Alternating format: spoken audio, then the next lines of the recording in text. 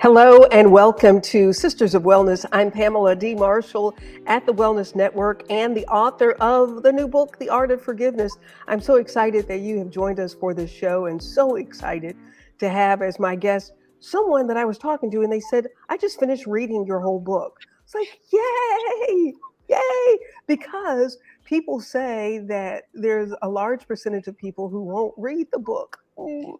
Not because I wrote it, but because I feel like there's so many things in there that can help us along this journey. And she is joining me now from Las Vegas, Nevada. Thank you, Dr. Stephanie Audrey, for being a guest today.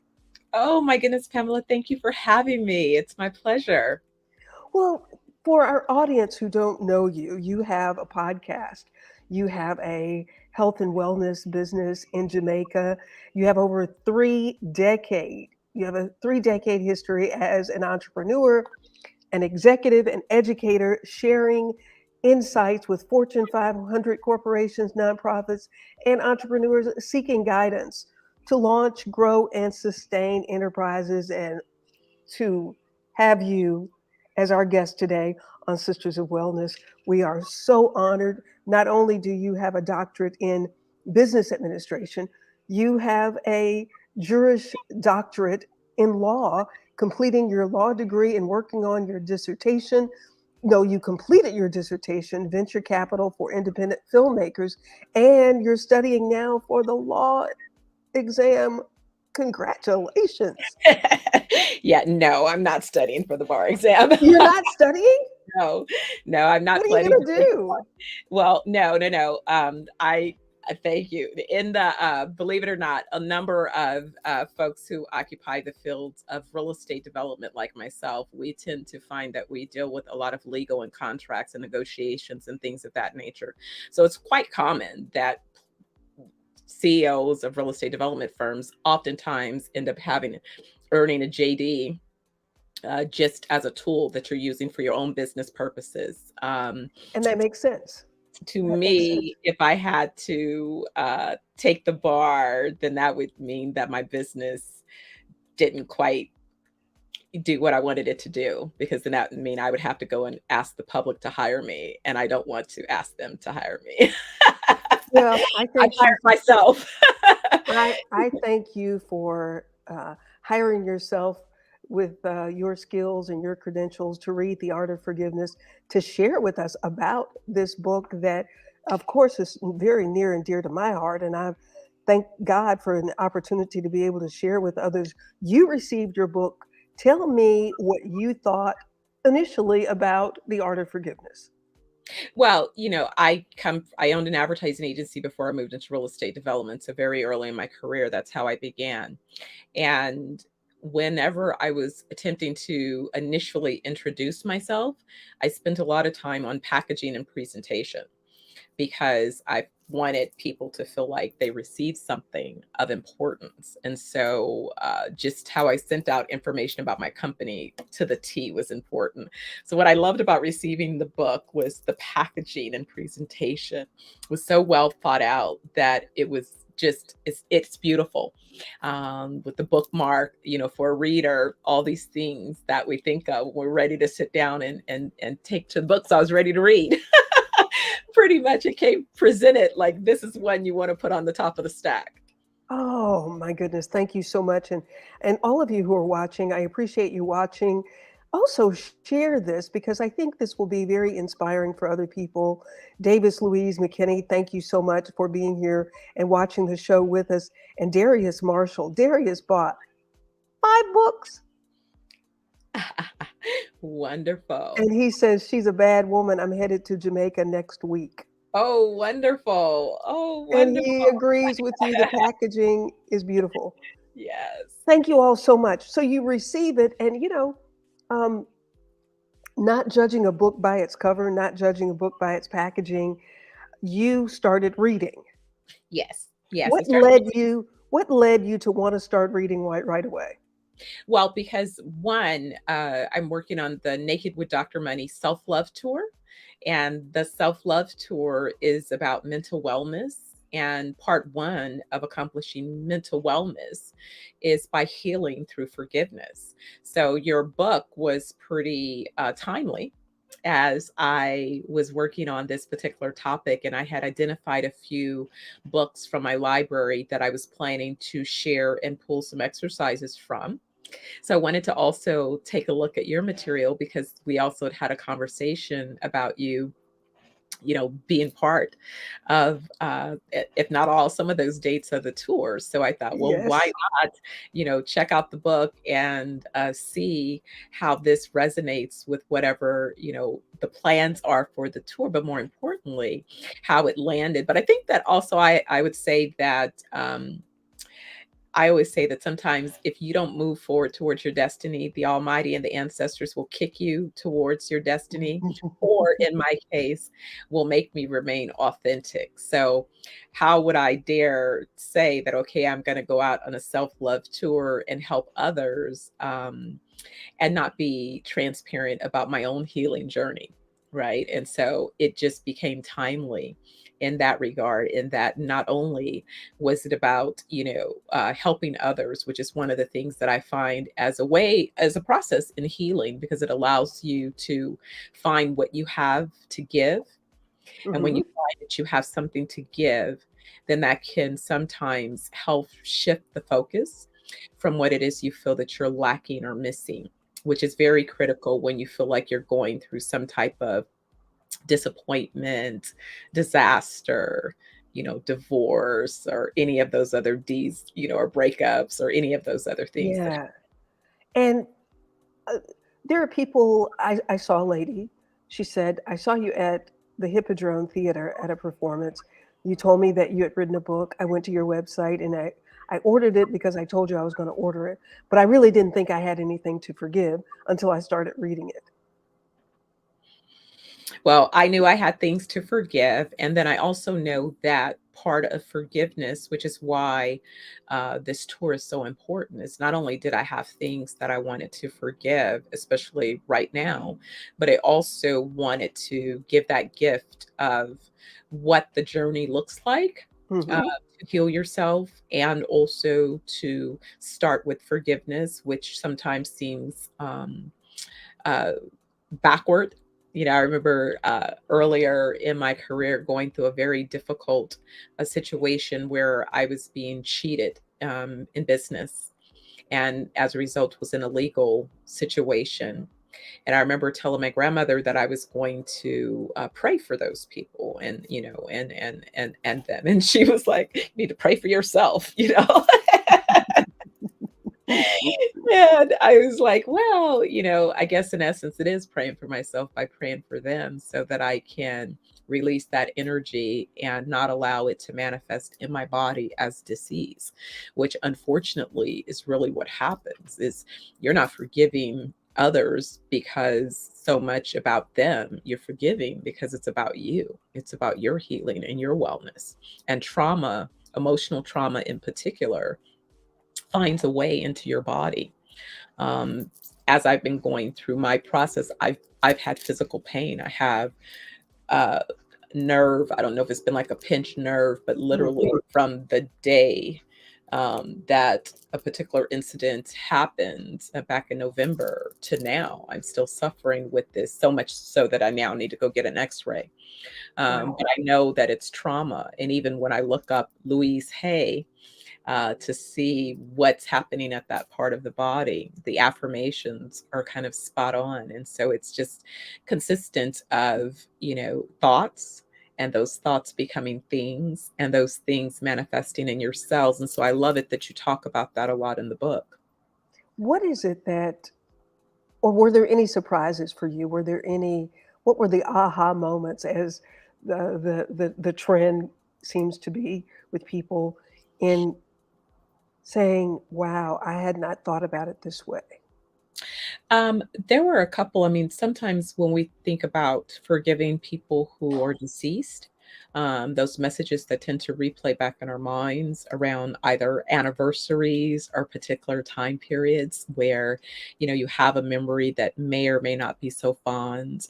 Or, kind of recognizing that when you accept a situation as it is, I'm a student of Landmark. And what I love about the Landmark experience is that you spend time with separating uh, from both what happens, the facts of a situation, to what you made the interpretation of that situation mean. And so it's very important to be able to recognize the distinction between this particular set of circumstances happened, but it doesn't necessarily mean what you've made it mean. That making it mean something is all about you. That's your filter, that's your lens, that's your energy, that's where you're vibrating at that particular time. And if you're at a low vibration, then obviously you're going to vibrate low thoughts.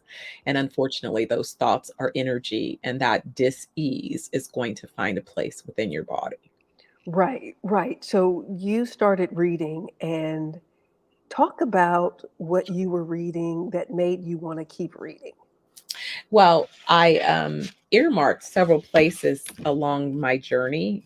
From the beginning, I started earmarking the various movements. I love the yoga movements and poses, and especially because meditation and yoga had been a bit elusive for me. And so to finally get to a place where I could now add these as part of my practice, that became very important. Uh, but one of the pages that really stood out is on the page where we talk about forgiveness and suppression. That truly resonated with me because I noticed, and then forgiving the deceased, because I noticed in my particular case, um, I went through trauma, and the trauma was the sudden death of my mother soon after my 30th birthday. And because there was no warning, and then she passed at home. So I'm the next of kin. She wasn't married. So I had to go and claim her body out of the morgue. And, that's probably the most difficult experience you can imagine, is to um, go to the morgue and claim a body, right? Because you can't unsee that. Mm, And that version of the body at that point is the last memory that I have, even though I try to, focus on other memories. yeah. I just can't unsee that. And so sometimes, thinking about that process, and then kind of the domino effects of things that happens in families. I'm dealing with, families and clients that experience different types of loss, and loss creates different behaviors. Yeah. And sadly, it's not always the best that comes forth. And a lot of times people have unfinished issues. So it's not only dealing with what's suppressed. So in my case, my mother passed, and then thankfully, though, we'd had a conversation the week before she passed, where we were discussing a passing of another member of our family. And she was sharing at the end of that conversation, I had sent her, I remember Miles Monroe, Pursuit of Purpose. I had just read the book, and I was so moved by it that I bought her a copy and sent it to her. And I knew she was a little bit down. And it was kind of one of those things. I always held space, for my mom. But when I discovered that I was pregnant, it was on what would have been the 1 year anniversary of her birthday. Mm, I had been celibate for years before that. So that sudden, occurrence as well, was not expected, wasn't planned.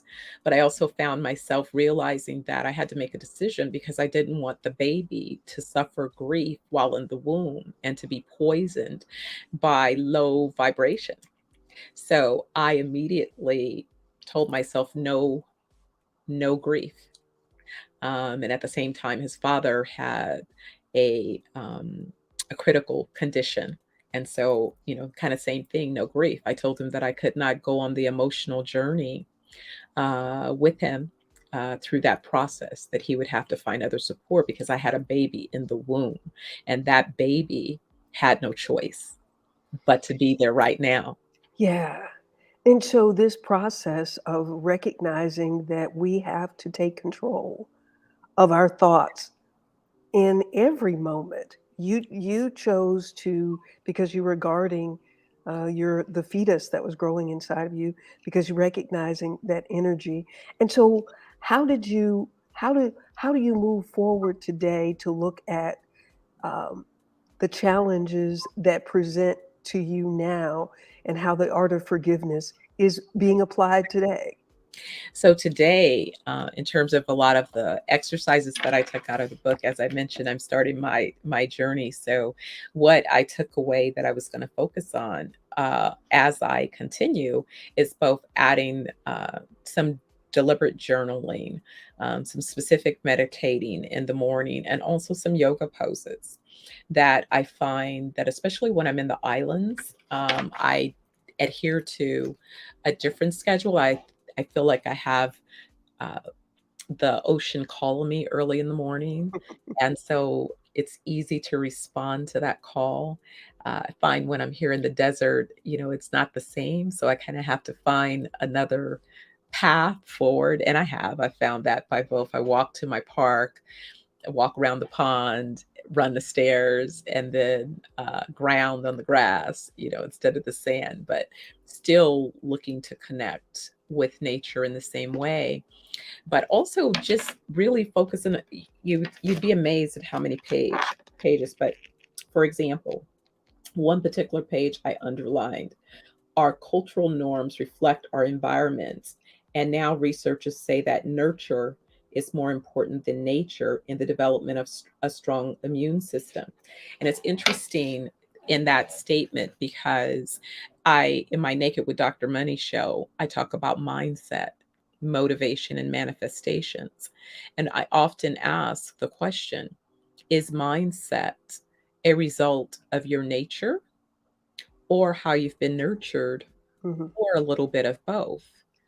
In my opinion, I think it's a little bit of both, but I think that there's definitely a strong recognition of there is a nature that we each have. Now, has that been suppressed or has that been allowed to find a space to exist?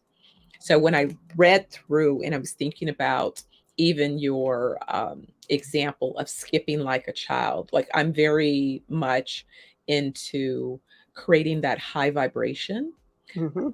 by finding your path back to, as I like to say, my 9-year young dreams. I find that there was a certain space in my life where I had a lot of freedom, but I also remember being, socialized to pull back too, because I was big. I was a big personality very early, and so that needed, if you will, to be managed. I was too precocious, as they say. Okay. So, but because of that, what I found is I don't feel like I had as much of an issue with forgiving, but I'm not sure. Do is something called a death test. And the death test is when as a young kid, unfortunately or fortunately, I had witnessed a lot of death.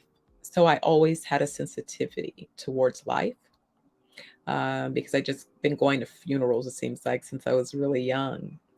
And so, if I can imagine a person in their coffin and I'm looking in their coffin, and if it is, I feel like I have no inclination to say anything else, then I'm complete in the relationship and I'm Okay. good.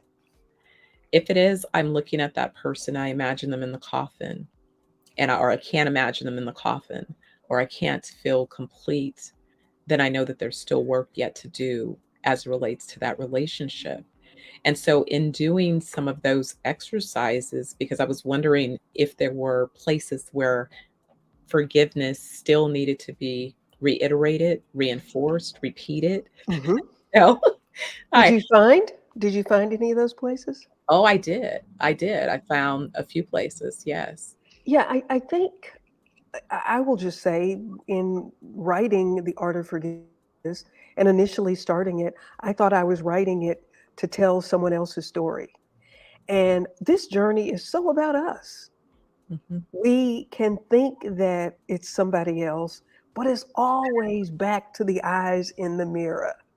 It is always back to there because that is the only person, that is the only thing that we have any control over how we react to things. And I am so excited to see that we have somebody watching from Indonesia. Oh my goodness. Good morning. Well, good morning to you. Yeah, thank you for watching from Indonesia. Wow, what a pleasure.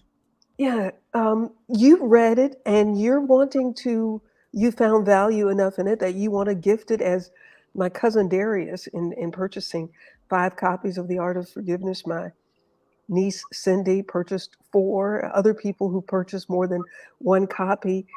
When you decided to purchase another copy, as a matter of fact, I have a little commercial here because I think it's a great Mother's Day gift. If you're looking for something to get to purchase for the women in your life,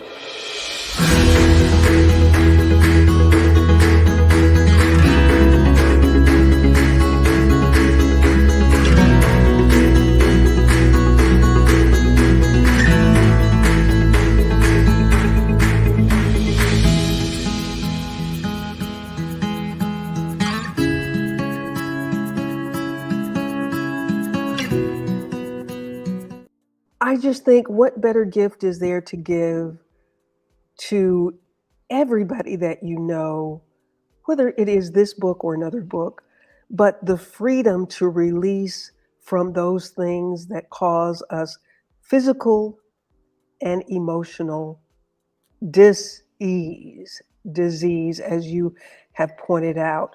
When you decided that, what was it that about it that you thought you wanted to share this book with some other people?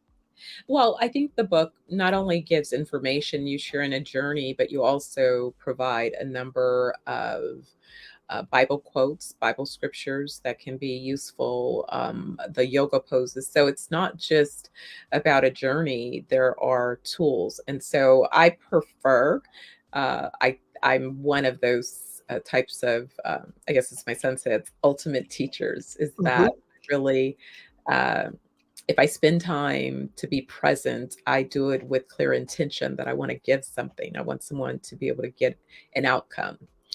So I kind of present and write from that perspective, speak from that perspective. I want you to be able to take away some immediate tools that you can apply. And so that's what I was looking for, both for myself, but also to be able to share.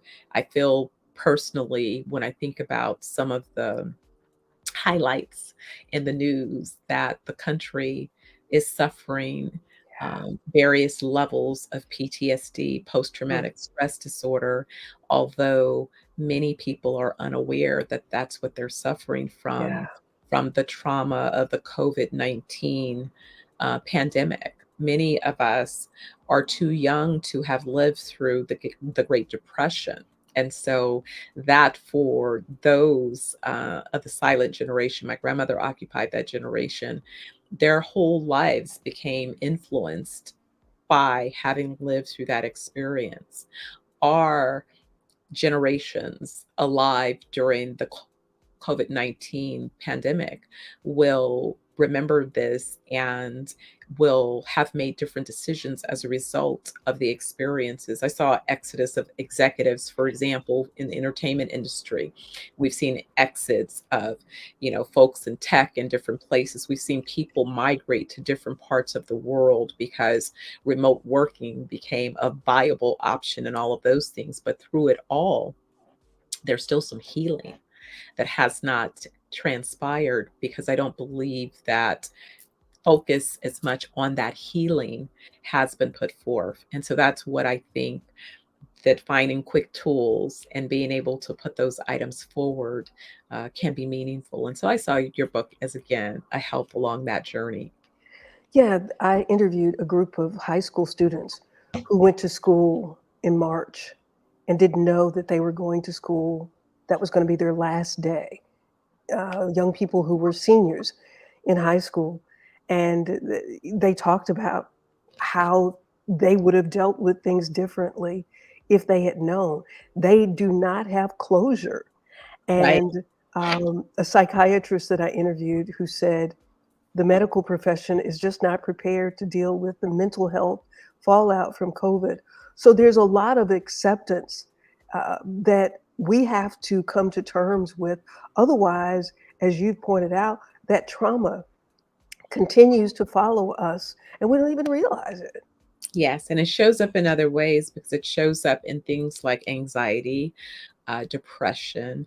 It shows up in other difficulties, which then manifests with absenteeism, productivity, reductions, loss in productivity, all of these things. Just a certain sense of uh, feeling a bit at times lethargic or not completely connected, almost like you're in some type of emotional coma, trying to Mm. find your way through.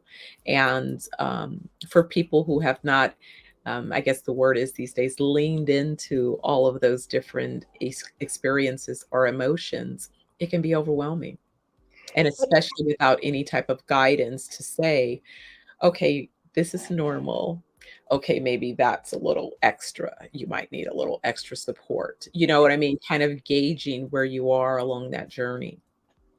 Well, and how speak to the meditations because um, I put the meditations in the book and even the yoga postures, as you mentioned, they're biblical scriptures.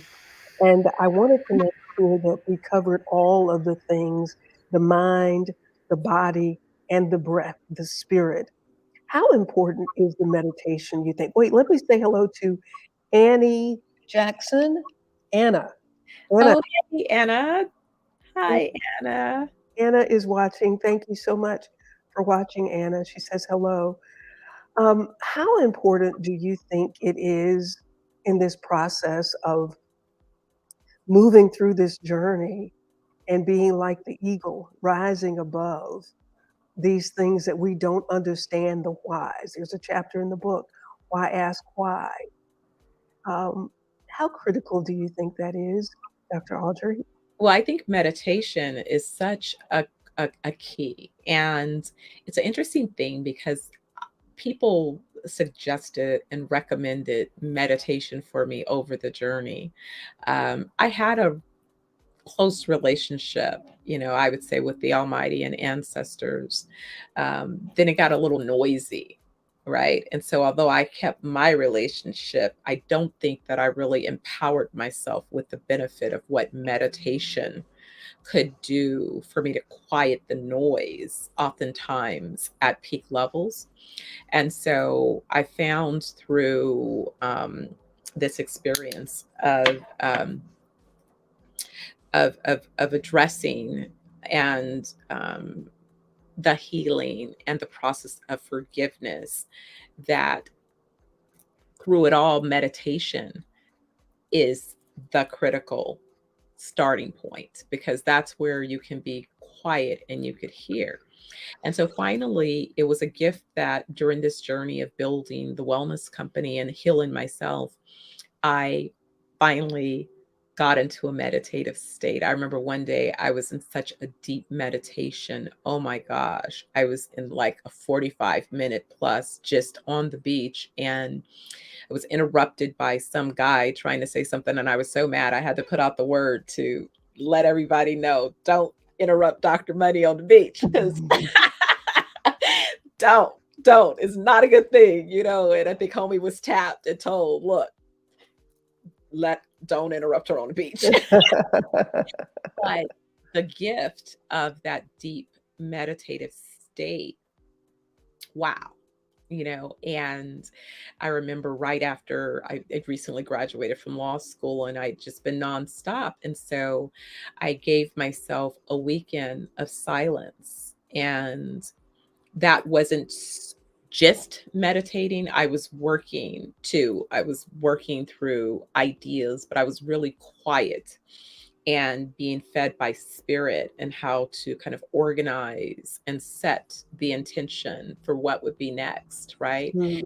So now what I find is the meditation is so valuable, so much so that now I know that I can take a pause in the middle of a day and go and find a safe space for me and listen to me and give myself permission for me, which is like one of the chapters that you have, forgive yourself for not believing in you. I don't know if it's, I won't say it's not believing, because I think I've always had a strong belief, but I can say that sometimes you get exhausted when you are, um, I have capacity and I'm a builder, and I get inspired by building other people. And I notice though that people sometimes miss the gifts, right? Because they are coming from their particular lens. Mhm. And so it's not so much, to me, forgiving myself for not believing in me. It's forgiving some of these people for not recognizing a gift because they're putting it in their lens, as opposed to understanding where the gift is really originating and coming from. Yeah, and also for us to understand that other people's thoughts and other people's words don't define who we are, Sure. and releasing the need for others' endorsement, others, because if you always need a high five, then Yeah. from somebody else, then you got to go and take some quiet time to really be in touch with the source of wisdom and knowledge and those things that will bring forth your gift so that you can be all that you were sent here to be. And Dr. Stephanie, I thank you for continuing to answer that. You've done some amazing things with your life, and there's so many great things to come because you are so giving and so kind, and you don't get penalized for that. Now we can feel like I just give, give, give, give, give, and nobody, but if you're giving to people who don't have the capacity to give to you, then that means they needed it. But look, Absolutely. look, look at where it's coming from for you to be able to give. And Absolutely. and that well never runs dry. And that has been the fuel. It's kind of like when I go through an experience, and whether the experience, the outcome is exactly what I thought or not, I'm always grateful because I love to learn. Yeah. And so for me, whatever it is I know that I get to learn something, right? And that you can never lose that. You get to learn something new, either about yourself, about the persons you're involved with, engaged with, their conversations. You get to see people where they are. And a lot of times people are not used to that level of being seen. And that's the other thing that because I've spent, they talk about 10,000 hours, I've probably spent 100,000 hours on work, on mindset, and developing tools and skills. I've definitely spent more than that on developing my craft in my various paths of career interest, which have basically been three areas. It's been, first, it was about customers. So it was the marketing and advertising. How do you cultivate customer relationships? And then I segue into more capacity, leadership development, organizational, operational efficiencies, but still under that strategic bucket. And then finally, capital, becoming an expert in capital so that I could fund some of my own ventures going forward, to higher levels, because I was off to an early start. My 20s, I did a deal, became a, $250 million backed agency, at 27. So Wow. I was working on $1 billion business at that time. And, right in the midst of all of that, a few things happened. I was in a bad car accident, and then my mother died unexpectedly, by my 30th birthday. So a lot of tragedy struck. And then I learned, that when you play with the big boys, they will squeeze you, and they don't believe in playing fair. There's no such thing as fair. They believe in cheating, taking whatever it is they need to do in order, and so even when you succeed, that was the part that I didn't understand, is people were mad at me because I put things in writing. I exceeded my promises. um, and it's kind of like the things that you would say, usually you're rewarded for these things. So I've had to, learn a lot of things along the journey that yeah. So you have to forgive, because otherwise you'll carry along that grief from those disappointments. Right, right. Dr. Stephanie Audrey, very successful in her own right in the many things that she has accomplished, including recently graduating from law school. Um, Thank you for picking up a copy of The Art of Forgiveness. Thank you for reading it. Thank you for sharing your journey with those who are watching and those who are listening to this podcast. Uh, Dr. Stephanie, what do you say to those who feel like forgiveness is for somebody else to do in our closing time here? Forgiveness is for you. And that is the part that it seems crazy in the beginning, but that's really what it is. And so what I found is I had the book, I had my journal. I'm also doing a course in miracle for my second year in a row. And with that, I'm doing a gratitude journal specifically for my course, which every day I'm, writing what it is I'm grateful for so I could step into gratitude. And I noticed that as I began to just write bullet points for I forgive this, I forgive that, I forgive this, I began to experience a state change. Mm, And as I began to experience the state change, I began to feel healing, um, just lifting through my body. wow, wow. And so it's for you. Forgiveness is Why? for you. Forgiveness is for you. That's why the self love tour, part one, healing through forgiveness, is part one. Healing through forgiveness Yeah, yeah. part. Well, I really appreciate this so much. I appreciate everybody watching and listening. The virtual book launch for The Art of Forgiveness is tomorrow at 7 o'clock on Zoom. You can register on Eventbrite or go to my website, PamelaDMarshall.com. If you can't figure it out, just email me. I'll email you back. And Dr. Stephanie, I hope you will join us tomorrow night at 7 o'clock. And everybody else that's watching, please feel free to do so as well. Thank you again. I appreciate you watching. If you came in late, rewind, watch the whole thing. It's worth watching. I'm Pamela Marshall at the Wellness Radio TV and at the Wellness Radio TV podcast. Remember, there is healing at the well. Make it a fantastic moment. And we'll see you tomorrow at 7 o'clock for the virtual book launch of The Art of Forgiveness. Blessings and peace.